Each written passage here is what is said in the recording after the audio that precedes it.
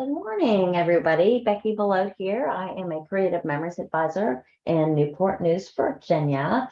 And today I'm going to tell you a bunch of things about border punches. We came out, actually, the frame border punches. I need to correct my description.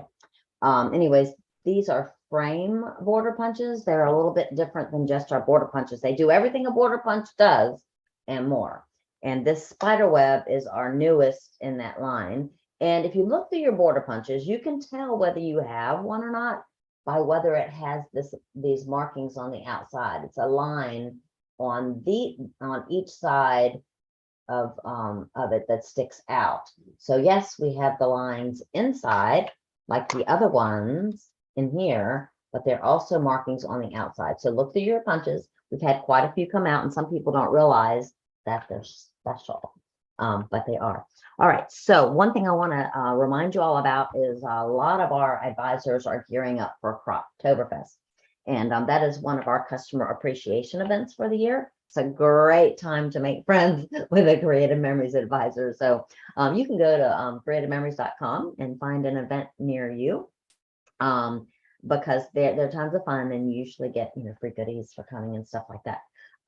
So anyways, and I have been trying to spoil my loyal long distance customers, even though they don't get to come to a lot of my things in person. So it's just a great time of the year to know an advisor. So find one. All right. So anyways, let me change my screen to show you some really good things today.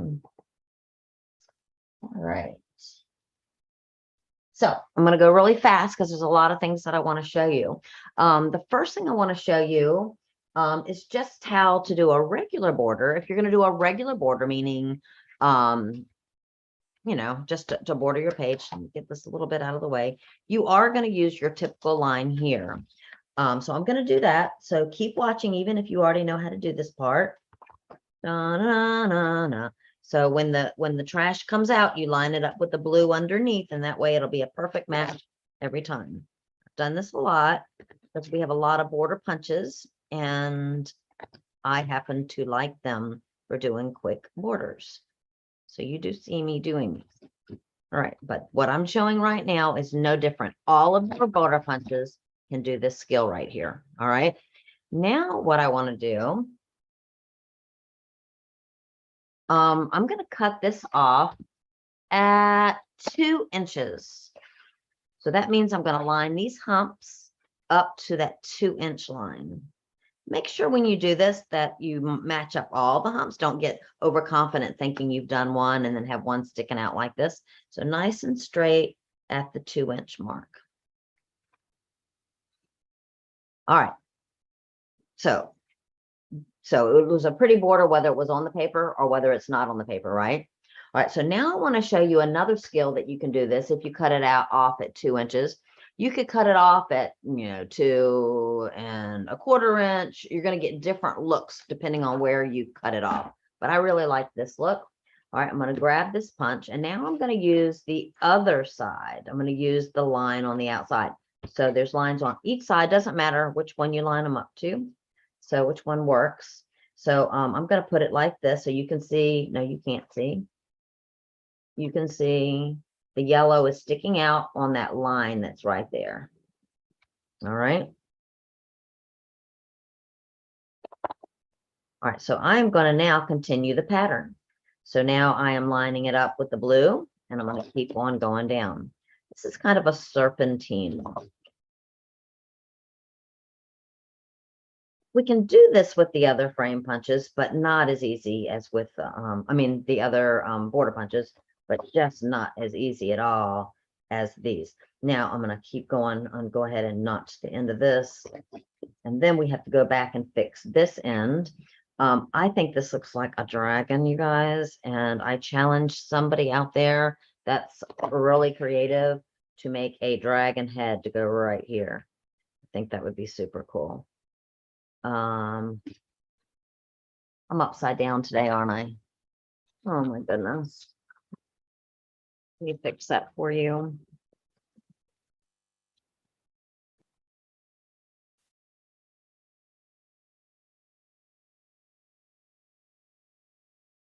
all of my team that I'm saying, don't be afraid of social media. Everybody makes mistakes. They love it when I do this. They are home giggling right now. All right, so there we go. I think now we are the right way. All right, so dragon, nice dragon head right there, right? All right, so that's serpentine. It's going to work with any of our frame punches. Some of our newer ones that are out right now is geometric. You can do it with geometric and dollop arch. All right. All right, so I'm going to move this one aside and I'm going to show you a page that I did with this. So this is using Vivid Melodies in the yellows and greens. Vivid Melodies is a beautiful collection, by the way. If you don't have that, I would snatch it up. But this is that Serpentine. I added the Leafy vine border punch on top of it to take away the spider web look, to give it more of a floral look. I actually did another spider vine and just snipped the edges to do this. This was an embellishment. All of this is from the Vivid Vine. It's the yellows, and it's escaping me what the names of those are, but super pretty. All right, yellows and greens, actually. Some of this came from the green. All right, so I am going to put this away and go to my next idea. Actually, I'm going to show you if you make it a little bit thicker. This was 2 1/4 inch. So this gives you the really narrow look. This gives you the thicker look. You can layer them if you do that. Kind of a nice look. All right. You can also, if you're doing designer prints, you can also fold back to get another look. So kind of play with them. Lots of fun things. Okay. All right. So let me get these out of the way. Another thing that I wanted to point out is when you use the spider punch, this is your trash.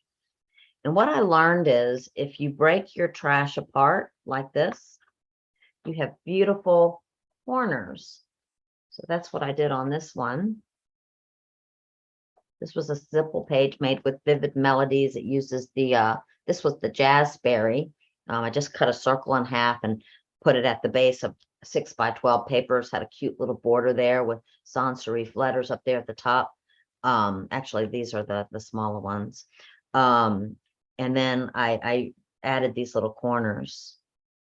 You know, you just break them and then they're perfect. So when I discovered that, I kept saving my trash because I love that look. All right. All right. Next, speaking of corners, here's another great idea. Cut yourself, say a 6 by 12 piece of paper. Not 6 by 12. How about 6 by 6? So line it up with the 6. Line your white mark on your carriage here to the 6 here. Grab your corner at the top, flip it. Put this corner now at the 6. All right. Then we can cut this on a diagonal. Because this is cardstock, I'm going to do one at a time. But if this was a designer print, I would stack them and do them both at a time. It might work with 2 right now, but I've already made one mistake today. I don't want to make it 2. All right. So what you're going to do is you're going to flip it upside down and you're going to push that triangle right at the middle so that it's basically all covered up by your little spider web. All right. And then you get this look right there. Is that kind of cool? It will work with other punches. Let's take, now this is not a border punch. This is your Mandella burst, but it will work with that too. In fact, I think I already demoed this. So give me a second. I just took a rectangle to show you different ones that'll work. That's what Mandella burst would look like on the corners. This is the geometric one, which is actually a frame punch. This is your Dollop arch, which is actually a frame punch. So Becky, why are you telling me this? Why do you think this is so important? It just makes a really crazy easy double page spread. So for this double page spread, I needed 2 6 by 6 triangles, and really and truly you could use any size triangle to get this look. And then I just, I did it on all 4 triangles and put them in the corners, and it's the fastest look ever. And again, change your look by changing your punch. All right, is that cool? All right, another thing now, to use our border punches, you do need a 2-inch opening. I've showed this recently. If you have a 2-inch opening, you can use the border punches and just notch the tops. Any border punch, so it doesn't even have to be a frame one. Let me do Mandella bursts, one of my faves. Just flip it upside down, put it in the frame, and make sure it's centered, and then mash, and you get a really pretty look there, right? All right. So I did this with the geometric. So I had a 2 by 12-inch strip, and then I cut a 2 by 9-inch strip, and I notched them all with the geometric on the tops to get a really fast, pretty border. This paper right here, by the way, is lavender ice. It's a new cardstock color in our line. For those of you that were saying last week that you missed my Gracie, that is Gracie. She is in the window. She actually has been misbehaving this morning, so I don't know what to expect. All right, so that is the typical things that you can do. A frame punch, though, is genius because it frames things, okay? So, for instance, if you wanted to frame a 4 by 6 photo, I've told you all this before, but I want to remind you, if you want to frame a 4 by 6 photo, add 2 to both dimensions to give you an idea of the size of paper you need to start with. All right. If you were dealing with a 5 by 7 photo, when you add 2 to the dimensions, you get 7 by 9, and you can't do this with odd dimensions. So round it up to 8 by 10, and it will work beautifully. It'll give you more of a matted look, but it's going to be absolutely beautiful. But I'm going to demo for a 4 by 6 photo. So I need a 6 by 8 piece of paper. I'm going to cut my 8 first, which means I need to line up my blade, my mark here to the 6 here. I'm going to grab my corner. I just did the 8. So now when I flip it, I'm going to line it up to the 6.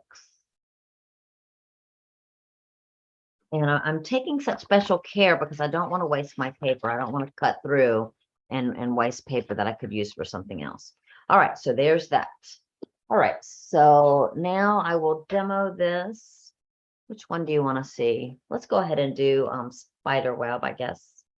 All right, so what you do, because we are framing, going around, we are going to use the outside line to start. All right, so it's sticking out on my outside line. All right, and then I'm going to go around. I'm lining up the paper with the pattern. What's really important is that you don't get carried away and go all the way to the end like you usually do. You need to stop when there's a little bit sticking out, just a tad bit sticking out at the end. All right, now we're going to round it, turn it, turn it, and put this notch up to that line. Again, don't ever lose sight of what you're doing. We don't want to go to the end. We want to stop before we get to the end so that we have a notch for when we turn it. If you have a little cling on, just pull it off. They're typically just really barely hanging on, and you don't even need your scissors. You usually can just tug on it. All right, and then rotate one last time.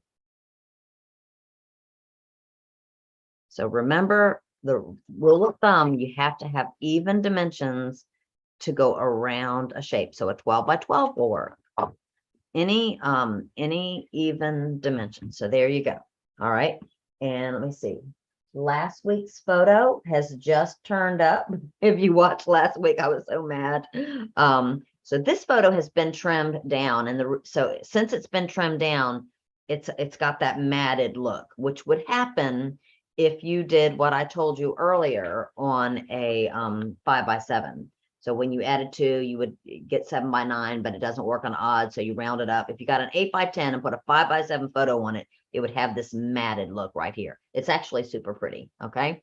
All right, but stay even on those. All right, So that's what that one looks like. And now I also, and don't forget, these are cute little corners. You could actually put those back in if you wanted to. How about if I put it in kind of like that? Isn't that cool? I like that. Make sure if you're going to stick it down on your photo, make sure you're using a safe adhesive. We have nice safe adhesive. Is that pretty? All right, so that takes care of that. While I had this little stinking photo out, for those of you that watched me last week and just were dying to see what it looked like to put the photo in that hole, I did bring a page to show you what that looks like. So what I taught, you can go watch last week's YouTube video, but what we did is we cut a hole in the paper. Actually, this is the hole. And then, in fact, when I showed this, nobody really understood it at my crop the other. Oh, that's not it. All right, so, oh, that's so funny. This is not it. This is not it. Oh my goodness. All right, well, let's say I did cut a hole. It would be this size. And you can just put the photo in. And so this would be your white paper showing from underneath. And this is your piece of paper that you put on top. So actually the hole's here. So this is not the right size, but I think, sorry, I'm just gonna move this piece of paper away, but you got the idea, I hope, of how that works. All right, so I wanted to show you this double page spread that I made. So this one, I did just the regular old border. So if you're going to do a regular old border, remember that you use these lines to line up with to do a regular old border. But this was a frame. In fact, I used a 4x6 piece of paper because this is perfect for a journal box, isn't it? So it's small for a photo, but it's perfect for a journal box. So I went ahead and did that skill on a 4x6 photo there to get that look. Also wanted to mention that you can mix them. So if you wanted to do dollop on one side and geometric on the other, you could do that. There's no difference in the way you do it. The only difference is you just switch them out. That's not one. You just switch them out. So do one side. When you flip it, do this side, flip it again, do this side, and then it works just perfectly. So if you have any reason to mix and match them, this is a great thing. This one I'm not demoing today because I don't have time, but I've demoed it before. This is an 11.5-inch circle that I cut out with this guy. It would also work with your jumbo circle. I believe probably with the red blade. I think I figured. And then I actually, after I cut it, I cut a hole in it. In fact, that hole that I cut in it, that is the one that I actually cut in half to make this one that I showed you earlier. Cut it in half and just put it at the bottom. Really crazy simple. This, of course, I used the decorative trimmer. If you don't have that one, that's a great tool. All right. And then, of course, I threw my corners back on. I even put some little gemstones here to trick the eye, that maybe these are flowers and not spider webs. All right. And some other looks that you can get. This I cut a piece of paper in half and I did the dollop arch all the way around. And how nice would this be on a page? And you could just add a couple of journal boxes, or not. You could just add some photos to the page, and voila, we've got a really pretty page. So that's what 6x12 looks like. And here is this with the geometric. Just to give you another look, that's geometric. This is spider web. All right. So both of these, of course, were made with a 6x8 piece of paper designed for 4x6. So if this were a true 4x6, it would cover up all of this. And it would be more like that. Okay. Woo! I can't believe my dogs cooperated today, guys. Just sometimes I'm so lucky. Let's see. So that is all that I have today. And I hope that you will try our punches. If you don't have an advisor, please pick one if you're going to go place an order. We love it when we get surprise orders. It always makes us smile, and we certainly appreciate your support. Again, creativememories.com, find an advisor. If you don't have one and you would love to use me, I would love that. I am Beckie Belote and I am in Virginia. So thank you again for watching and have an amazing week.